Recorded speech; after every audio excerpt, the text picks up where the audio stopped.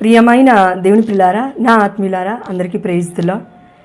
దేవుడికి అసాధ్యమైనది ఏదియూ లేదు. లూకా సువార్త 1వ అధ్యాయం 37వ వచనము. ఇది చూసిన తర్వాత దేవుడు కొన్ని వాక్యాల ద్వారా నాతో మాట్లాడి ఉన్నాడు. ఆ గొప్ప వాక్యాలను మీ ముందు ఉంచాలని ఆశపడుతున్నాను. మరియ తల్లి విషయంలో దేవుడు చేసిన గొప్ప కార్యాలు అయితే చాలామంది అంటుంటారు, ఇది అసాధారణమైన విషయం, కన్య గర్భము ధరించడము అనేసి. కానీ దేవుడికి అసాధ్యమైనది ఏదైనా ఉందా ఈ లోకంలో? ఏదీనూ లేదు కదండి. అయితే మరియ తల్లి గర్భము ధరించింది అనే విషయంతో పాటు ఎవరెవరు సాక్ష్యం ఇచ్చారు పరిశుద్ధమైన గ్రంథంలో, ఎంతమంది సాక్షులు ఉన్నారు అనేది ఈరోజు పరిశుద్ధమైన వాక్యంలో మనం తెలుసుకుందాము.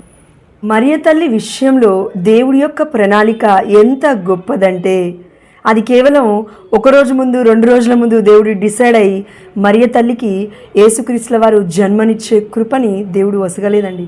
ఎన్నో వేల సంవత్సరాల క్రిందటే ఈ యొక్క ప్రణాళిక దాగి ఉంది. అలా చూసుకున్నట్లయితే పరిశుద్ధమైన గ్రంథంలో మొదటి సాక్షిగా మనం చూడొచ్చు యెషయా గ్రంథము 7వ అధ్యాయము 14వ వచనంలో, ఇదిగో కన్య గర్భము ధరిస్తుంది, ఒక కుమారుణ్ణి కంటుంది, అతనికి ఇమ్మానుయేలు అనే పేరు పెడతారు అని యెషయా గ్రంథంలో ఉంది. అవునా? యెషయా గ్రంథం ఎక్కడా? మత్తయి సువార్త ఎక్కడా? ప్రవక్తల గ్రంథాలలో ఒకటైన యెషయా గ్రంథము రాసిన సమయంలో మత్తయి గారు ఉన్నారా ఏంటి? లేరు కదండి. మత్తయి గారు ఉన్న సమయంలో యెషయా గారు ఉన్నారా ఏంటి? లేరు కదండి. మరి రాసింది ఎవరు? పరిశుద్ధాత్మ దేవుడు. ఈ యొక్క గొప్ప సంఘటనలు, గొప్ప యథార్థమైన విషయాలను మనకు అర్థం కావాలి అని అంటే ఇంకా దేవుడి యొక్క వాక్యాలను మనం రోజు చదువుతూ ఉండాలి అండి. అలాంటప్పుడే మనకి విశ్వాసము బలపడుతుంది. మన యొక్క ఇంటిలో లేకపోతే మన యొక్క జీవితంలో ఏదైనా అసాధారణమైన విషయం ఏదైనా ఉండి సాధ్యం కావట్లేదండి, ఇది సాధ్యం కాదేమో అండి. ఫర్ ఎగ్జాంపుల్, ఈ రోజుల్లో ఎంతోమంది సంతానం లేకుండా బాధపడుతున్నారు. ఎంతోమంది కుటుంబ సమస్యలో ఘోరమైన బాధలతో అసలు ఎవరు తీర్చలేరు అని బాధపడుతూ ఉంటారు. అవునా? అలాంటి అసాధారణమైన విషయాలు ఎవరికి సాధ్యమవుతాయంటే కేవలము సమస్తాన్ని సాధ్యపరచగలిగిన మన తండ్రికి మాత్రమే సాధ్యమవుతాయి. అది పరిశుద్ధమైన గ్రంథం చదివితేనే కదా మనకు అర్థమయ్యేది. అయితే చూద్దాము మరియ తల్లి గురించి గొప్ప వచనాలు ఎక్కడున్నాయి. అదేవిధంగా మరియ తల్లికి సాక్ష్యం ఇచ్చింది ఎంతమంది, మరియ తల్లి ఎంత గొప్పదో, ఎంత పరిపూర్ణురాలో, ఎంత నీతిమంతురాలో ఆ యొక్క వచనాలను మనం చూద్దాము. అయితే దేవుడికి అన్నీ సాధ్యమే. అవునా? కన్యగా ఉన్న మరియమ్మ గర్భం ధరిస్తుంది అని దేవుడు ఎంతోమంది ద్వారా సాక్ష్యముగా మాట్లాడి ఉన్నాడు పరిశుద్ధమైన గ్రంథంలో. మొట్టమొదటిగా యెషయా గ్రంథము 7వ అధ్యాయం 14వ వచనంలో మనం చూస్తున్నాం. అవునా? అక్కడ యెషయా ప్రవక్త ద్వారా దేవుడు సాక్ష్యం ఇస్తున్నాడు. ఇదిగో ఒక కన్య గర్భము ధరిస్తుంది, ఒక కుమారుణ్ణి కంటుంది, అతనికి ఇమ్మానుయేలు అని పేరు పెడతారు అని. అవునా? అదేవిధంగా ఇదే వచనము మత్తయి సువార్తలో కోట్ చేయబడి ఉంది. మత్తయి సువార్త 1వ అధ్యాయము 23వ వచనంలో, ప్రవక్తతో ప్రభు పలికినది నెరవేరునట్లు ఇది అంతయు సంభవించెను, ఇమ్మానుయేలు అనగా దేవుడు మనతో ఉన్నాడు. ఎవరితో? ఏ ప్రవక్తతో దేవుడు సంబోధించాడు? యెషయా ప్రవక్త ద్వారా. అది ఇక్కడ నెరవేరిందా లేదా? మత్తయి సువార్తలో నెరవేరింది. అయితే అసాధ్యమైనది దేవుడికి సాధ్యమైందా? ఎస్. ఇక్కడ మొదటిగా యెషయా ప్రవక్త ద్వారా దేవుడు సాక్ష్యం ఇస్తున్నాడు, ఒక కన్య గర్భము ధరిస్తుంది అని. అవునా? రెండోసారిగా లూకా సువార్త 1వ అధ్యాయము 28వ వచనము, దేవదూత లోపలికి వచ్చి ఆమెతో, అనుగ్రహ పరిపూర్ణురాలా, నీకు శుభము, ఏలినవారు నీతో ఉన్నారు అనెను. 30వ వచనము, దేవదూత మరియమ్మ భయపడకుము, నీవు దేవుని అనుగ్రహము పొందియున్నావు, ఇదిగో నీవు గర్భము ధరించి కుమారుణ్ణి కనిదవు, ఆ శిశువునకు యేసు అని పేరు పెట్టుము. ఆమె రెండోసారిగా గాబ్రియేలు దూత దర్శనం ఇచ్చి సాక్ష్యం ఇస్తుంది. ఏమని? ఇదిగో నువ్వు గర్భం ధరించబోతున్నావు, నీకు ఒక కుమారుడు పుడతాడు, నువ్వు యేసు అని పేరు పెడతావు అని ఎవరిస్తున్నారు? స్వయాన దేవుడి యొక్క దూత సాక్ష్యం ఇస్తుంది. అవునా? ఎస్. రెండో సాక్ష్యం ఎవరిచ్చారు? గాబ్రియేలు దూత ఇస్తుంది. మూడో సాక్ష్యం ఎవరిచ్చారో చూద్దామా? ఇదే లూకాసు వార్త 1వ అధ్యాయము 34వ వచనము చూడండి. అంతటా మరియమ్మ, నేను పురుషుణ్ణి ఎరుగను కదా, ఇది ఎట్లు జరుగును అని దూతను ప్రశ్నించెను. మరియమ్మ సైలెంట్గా ఉందా? అడిగింది. ఇదిగో నేను పురుషుణ్ణి ఎరుగను కదా అంటే ఏం చేస్తుంది? సాక్ష్యం ఇస్తుంది. నేను ఎరుగను కదా, ఇది ఎలా సంభవిస్తుంది అని అడిగినప్పుడు ఎమ్మటే దేవదూత ఏమంది? అందుకు ఆ దేవదూత ఇట్లనను, పవిత్రాత్మ నీపై వేంచేయును, సర్వోన్నతుని శక్తి నిన్ను ఆవరించును, అందుచేత ఆ పవిత్ర శిశువు దేవుని కుమారుడు అని పిలువబడును. గొప్ప విషయం అండి. మూడో వ్యక్తిగా మరియ తల్లి అడుగుతుంది, ఇది ఎలా సంభవిస్తుంది అని. ఎమ్మటే దేవదూత మళ్ళీ తిరిగి ఆన్సర్ ఇస్తుంది, ఇది తప్పకుండా నెరవేరుతుంది, ఎందుకంటే పవిత్రాత్మకు అసాధ్యమైనది ఏదీ లేదు అని. అవునా? అదేవిధంగా మరి మొదటగా యెషయా గారు, రెండవదిగా గాబ్రియేలు దూత, మూడవదిగా స్వయాన మరియ తల్లి, నాలుగవ సాక్షిగా మనకి యోసేపు గారులు కనబడుతున్నారు. ఇక్కడ మత్తయి సువార్త 1వ అధ్యాయము 20వ వచనము ఒకసారి చూడండి. యోసేపు ఇట్లు తలంచుచుండగా ప్రభుదూత కలలో కనిపించి, దావీదు కుమారుడగు యోసేపు, నీ భార్య అయిన మరియమ్మను స్వీకరించుటకు భయపడవలదు, ఏలైనా ఆమె పవిత్రాత్మ వలన గర్భము ధరించినది. ఆమేన్. ఎలా? పవిత్రాత్మ ప్రభావము వలన గర్భము ధరించింది. ఆ కలలో నుంచి మేల్కొన్న యోసేపు వెళ్ళి మరియమ్మ గారిని స్వీకరించారు. అవునా? ఇక్కడ సాక్ష్యం ఇస్తుంది ఎవరు? నేను స్వీకరించాను అని సాక్ష్యం ఇస్తుంది ఎవరు? యోసేపు గారు 4వ వ్యక్తిగా ఉన్నారు. అవునా? ఎస్. అదేవిధంగా యేసుక్రీస్తుల వారు కూడా స్వయంగా సాక్ష్యం ఇచ్చారు. యోహాను గారు శిలువ క్రింద ఉన్నప్పుడు, ఇదిగో నీ తల్లి, ఇదిగో నీ కుమారుడు, స్వీకరించు అని. అంటే నా తల్లి గొప్పది అని చనిపోతున్న సమయంలో పలికిన అమూల్యమైన మాటలలో ఒక మాట, ఇదిగో నీ తల్లి, స్వీకరించు అని. అవునా? మరి యేసుక్రీస్తుల వారు కూడా అమ్మ మరియ తల్లి గురించి సాక్ష్యం ఇచ్చారా? ఎస్. ఇంతమంది సాక్ష్యం ఇస్తున్నారు.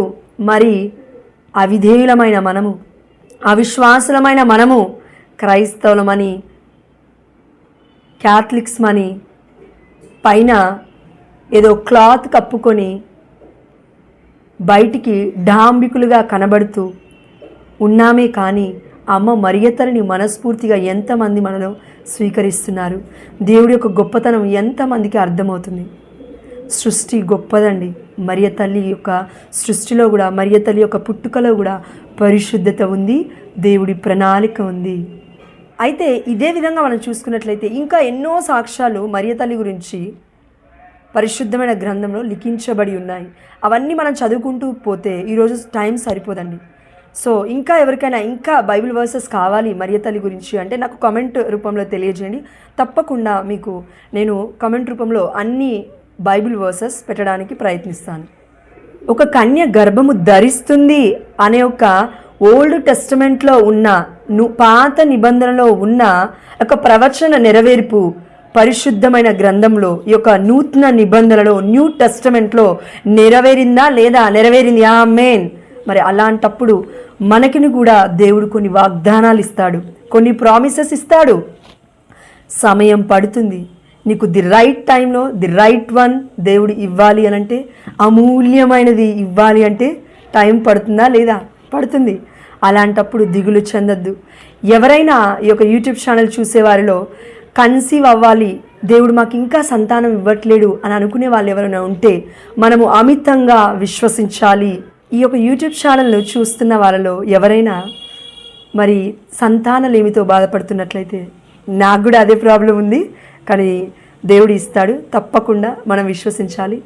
అయితే అలాంటి వారు ఎవరైనా ఉంటే దయచేసి అలాంటి వారికి ఈ యొక్క వీడియో షేర్ చేయండి.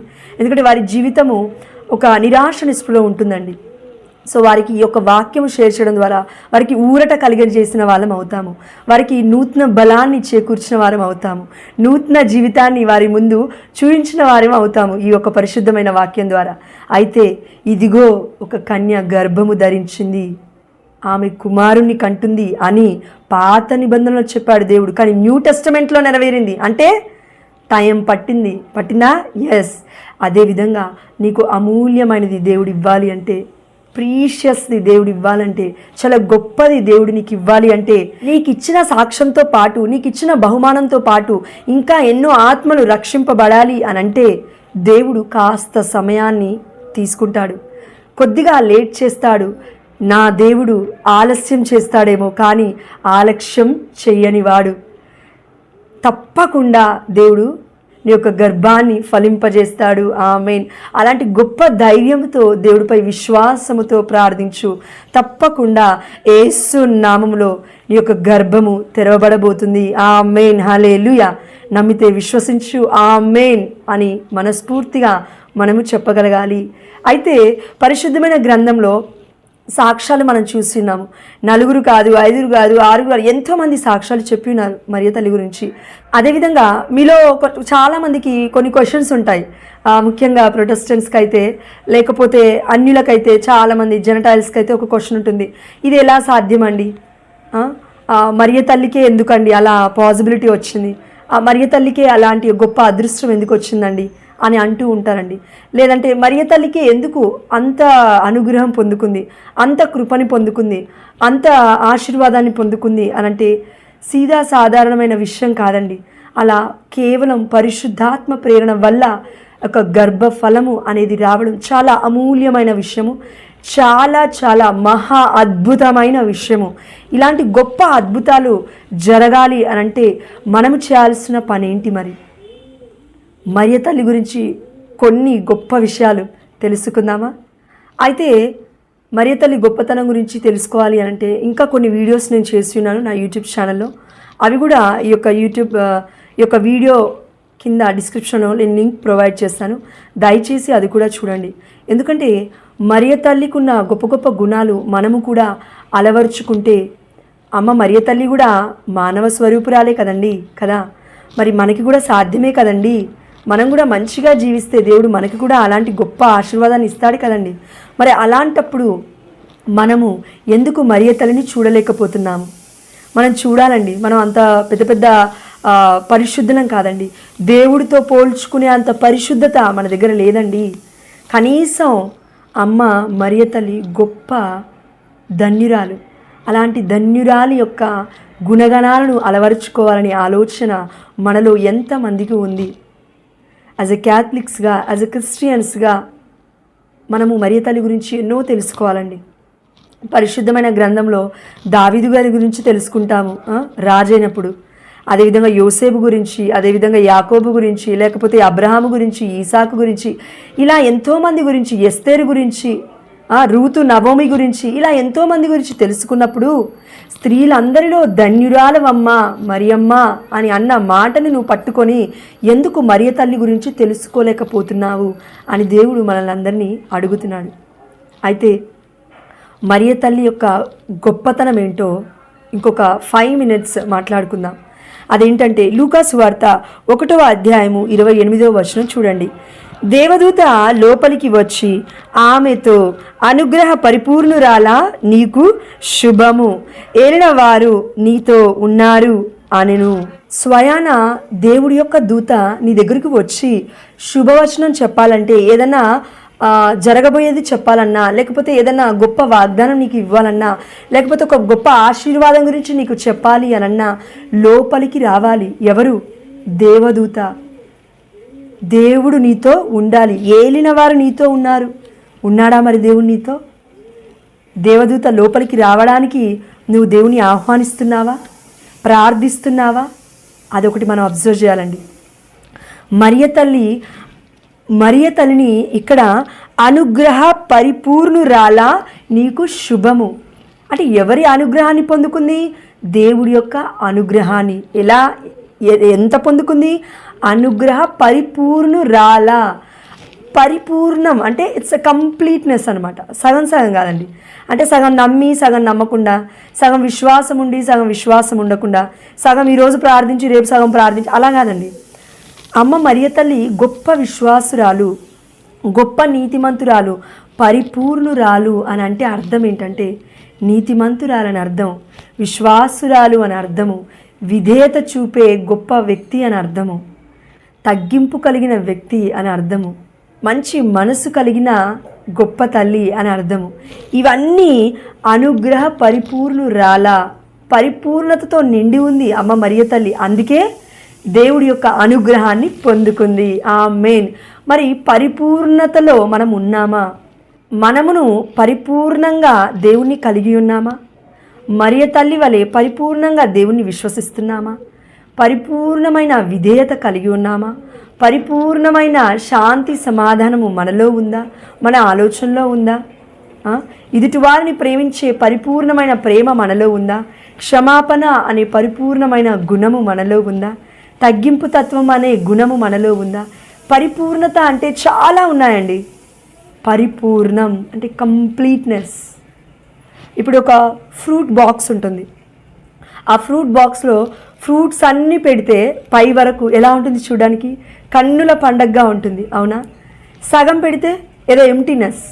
ఎస్, అదేవిధంగా దేవుడి యొక్క అనుగ్రహాన్ని అలా పొందుకోవాలి అనంటే, అసాధ్యమైనది కూడా దేవుడి చేత మనం సాధ్యపరచబడాలి అనంటే, పరుచుకోవాలి అనంటే పరిపూర్ణమైన హృదయంతో ప్రార్థించు తల్లి, పరిపూర్ణమైన ఆత్మ ఫలాలను కలిగి ఉండు అని దేవుడు అనుగ్రహ పరిపూర్ణురాలా నీకు శుభమస్తు అని దేవదూతను పంపి ఉన్నాడు అమ్మ మరియ తల్లి దగ్గరికి.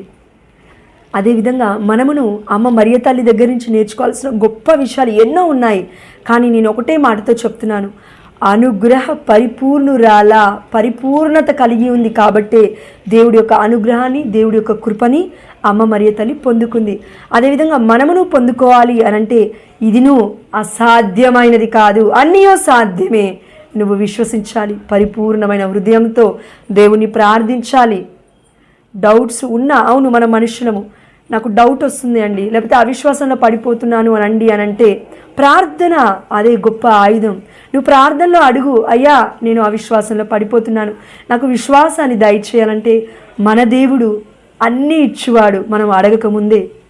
అలాంటిదే నీలో ఉన్న బలహీనత నా దేవుడికి తెలియదా? మనలో ఉన్న బలహీనతలు మన తండ్రికి తెలీదా? అయ్యా నా బలహీనతను తీసుకొని నాకు నీలో ఉన్న బలాన్ని దయచే తండ్రి అంటే యేసు నామములో పరిశుద్ధమైన ఫలాలను, ఆత్మ ఫలాలను మనకి కూడా దేవుడు అనుగ్రహించి పరిపూర్ణమైన బిడ్డలుగా మనల్ని దేవుడు తయారు చేయాలి అని ఆశపడుతున్నాడు ఈ వాక్యము ద్వారా. మరియ తల్లికి ఉన్న గొప్పతనం ఇంకా ఉన్నాయండి వచనాలు, అవి మాట్లాడుకుంటూ వెళ్ళిపోతే ఈరోజు మనకు సరిపోదు. సో చివరి వచనం ఒకసారి చూసుకుందాం. లూకాసు వార్త 1వ అధ్యాయం 37వ వచనము. దేవునికి అసాధ్యమైనది ఏదియూ లేదు. అంతటా మరియమ్మ, ఇదిగో నేను ప్రభువు దాసురాలను, నీ మాట చొప్పున నాకు జరుగునుగాక అని అనెను. అంతటా ఆ దూత వెళ్ళిపోయాను. దూత అమ్మ మరియ తల్లికి చెప్పి వెళ్ళిపోలేదండి, వెయిట్ చేసింది. దేనికోసం? మరియ తల్లి రిప్లై కోసం. మరియ తల్లి ఏమంటుంది? ఇదిగో నేను ప్రభువు దాసురాలను, నీ మాట చొప్పున నాకు జరుగునుగాక అని స్వీకరించింది. Undoubtedly he accepted the promise, right? దేవుడి యొక్క వాగ్దానాన్ని డౌట్ లేకుండా, అవిశ్వాసం లేకుండా స్వీకరించింది. కాబట్టే నేను ప్రభు దాసురాలను, నీ మాట చెప్పున నాకు జరుగునుగాక అన్న తర్వాత ఒక డిస్కషన్ అనేది కంప్లీట్గా అయిపోయిన తర్వాతే దూత అక్కడి నుంచి వెళ్ళిపోయింది. అదేవిధంగా దేవుడు నీ కోసం ఎప్పుడు వెయిట్ చేస్తూనే ఉంటాడు, ఎల్లవెల్లలా నీకు అందుబాటులోనే ఉంటాడు. కానీ నువ్వు ఎంతవరకు దేవుడికి సమయాన్ని కేటాయిస్తున్నావు? అసలు దేవుడి చెంతకు వెళ్తున్నావా? దేవుని ప్రార్థిస్తున్నావా? ప్రార్థిస్తే తప్పకుండా దేవుడు అమ్మ మరియ తల్లికి ఇచ్చిన గర్భాన్ని యేసు నామములో నీకు నువ్వు ఇవ్వబోతున్నాడు. ఆమేన్. యేసుక్రీస్తుల వారి అంత గొప్ప కుమారుని కాకపోయినా దేవుడికి పరిచర్య చేసే బిడ్డని నీకు ఇస్తాడు. ఆమేన్. అలాంటి గొప్ప విశ్వాసము మనలో ఉండాలి. ఎందుకంటే హన్నా ప్రార్థించగానే సమూయేలును దేవుడు ఇవ్వలేదా? సారా అబ్రహాము ప్రార్థించగానే ఈసాకును దేవుడు ఇవ్వలేదా? ఎలిజబెత్తమ్మ జకర్యాలు ప్రార్థించగానే దూత వంటి ప్రవక్త అయిన బప్తిస్మ యోహాను గారిని దేవుడు ఇవ్వలేదా? మరి అలాంటప్పుడు మనం విశ్వసిస్తే, నమ్మకం ఉంచితే దేవుడు ఎందుకు ఇవ్వడండి? ఇస్తాడు. మీరు అనకండి అసాధ్యమేమో అండి అనకండి, అది సాతాను ఆలోచన. అసాధ్యము అని అంటున్నావు అంటే అది సాతాను ఆలోచన. అన్నీ సాధ్యమే అని బ్లైండ్గా, without logic, if you believe in Jesus, the miracles will happen in your life. ఆమేన్. సో దేవుడి యొక్క గొప్ప వాగ్దానాన్ని ఎత్తి పట్టుకోండి. అమ్మా మరియ తల్లి, మీ యొక్క ప్రార్థన సహాయాన్ని మాకు అందించండి అని మనం ఎల్లవేళలా మరియ తల్లి యొక్క మధ్యస్థ ప్రార్థనను కూడా అడగాలి. మన పుట్టుకలో పరిశుద్ధత లేదు. మన పుట్టుకలో దేవుడి ప్రణాళిక ఉంది. మనం మాతృ గర్భమున రూపొందక మునిపే దేవుడు మనల్ని ఎన్నుకొని ఉన్నాడు. కానీ మరియ తల్లి పుట్టుకలో దేవుడి యొక్క ప్రణాళిక ఇంకా అమూల్యమైనది, ఇంకా గొప్పది. అందుకే మరియ తల్లి స్త్రీలందరిలో ధన్యురాలు. కాబట్టి మరియ తల్లి యొక్క మధ్యస్థ ప్రార్థన సహాయం మనం అడగాలి అని దేవుడు కోరుకుంటున్నాడు. అంతేగాని డైరెక్ట్గా మరియ తల్లి పూజించమని ఎక్కడ ఏ క్యాథలిక్ సంఘంలో కూడా చెప్పట్లేరండి. దయచేసి మీరు మిస్లీడ్ అవ్వకండి, మిస్లీడ్ చేయకండి ఎవరిని కూడా. ఒక పునీతుని నువ్వు ఎలా అడుగుతావు? ఫర్ ఎగ్జాంపుల్, ఒక ఎగ్జాంపుల్ చెప్తానండి. ఒక పాస్టర్ని నువ్వు వెళ్ళి అడుగుతావు, ఏమని? నా కోసం ప్రార్థించండి. లేదంటే మన చర్చ్లో ఉన్న ఫాదర్ని వెళ్ళి నా కోసం ప్రార్థించండి, నా కుటుంబం కోసం ప్రార్థించండి. అదేవిధంగా మరియ తల్లిని నువ్వు ప్రార్థన రిక్వెస్ట్ అడుగుతున్నావు. మరి మనుషులపైనే నువ్వు ఆధారపడితే, మరి లోకరక్షకుని కన్న తల్లి యొక్క పరిశుద్ధత నీకు అర్థమైతే, మరి మరియ తల్లి యొక్క సహాయాన్ని ఎందుకు అడగలేకపోతున్నావు? అంత పరిశుద్ధత కలిగి ఉన్నామా? అంత పరిపూర్ణమైన స్థితిలో మనం ఉన్నామా? అంత పరిపూర్ణమైన జ్ఞానంలో మనం ఉన్నామా? అయితే పరిపూర్ణ జ్ఞానం నీదైతే అదే పరిపూర్ణమైన హృదయంతో దేవుని అడుగు. మరియ తల్లి గొప్పతనం నీతో కూడా దేవుడు పంచుకుంటాడు. దయచేసి మరియ తల్లి గురించి నెగిటివ్గా మాట్లాడకండి. పాజిటివ్గా ఎంతమందికి ఎక్స్ప్లెయిన్ చేయగలిగితే అంతమందికి ఎక్స్ప్లెయిన్ చేయండి. అండ్ మరియ తల్లి గురించి ఇంకా మీకు ఏదైనా ఇన్ఫర్మేషన్ కావాలి అంటే, తన పుట్టుకలో ఉన్న పరిశుద్ధత మీకు తెలియాలి అని అంటే, నేను నా లింక్ ఆ యొక్క డిస్క్రిప్షన్లో నేను కొన్ని వీడియో లింక్స్ పెడతాను, దయచేసి చూడండి. అందులో కూడా మరియ తల్లి యొక్క గొప్పతనం అందులో ఉంది. అదేవిధంగా మరియ తల్లి యొక్క ఎదుగుదల ఎంత పరిశుద్ధంగా పెరిగిందో, అమ్మ మరియ తల్లి కూడా యెరూషలేము దేవాలయంలో పెరిగింది. ఆ గొప్ప రహస్యాలు కూడా మనకు తెలియాలి కదండి. అవన్నీ నా యొక్క డిస్క్రిప్షన్లో నేను ప్రొవైడ్ చేస్తాను, దయచేసి చూడండి. అండ్ మీకు నచ్చితే లైక్ చేయండి, షేర్ చేయండి.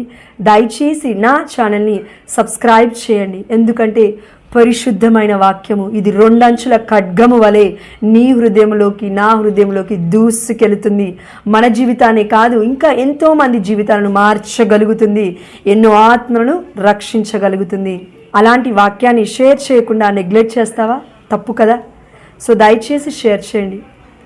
మన పరిశుద్ధమైన మన తండ్రి, సర్వశక్తిమంతుడైన యేసు నాతో, మా కుటుంబంతో ఉన్నట్లే నీతోనూ మీ కుటుంబంతోనూ శాంతి సమాధానము మనందరికీ యేసు నామములో కలుగునుగాక. ఆమేన్. హల్లెలూయా. Praise the lord in Jesus precious name.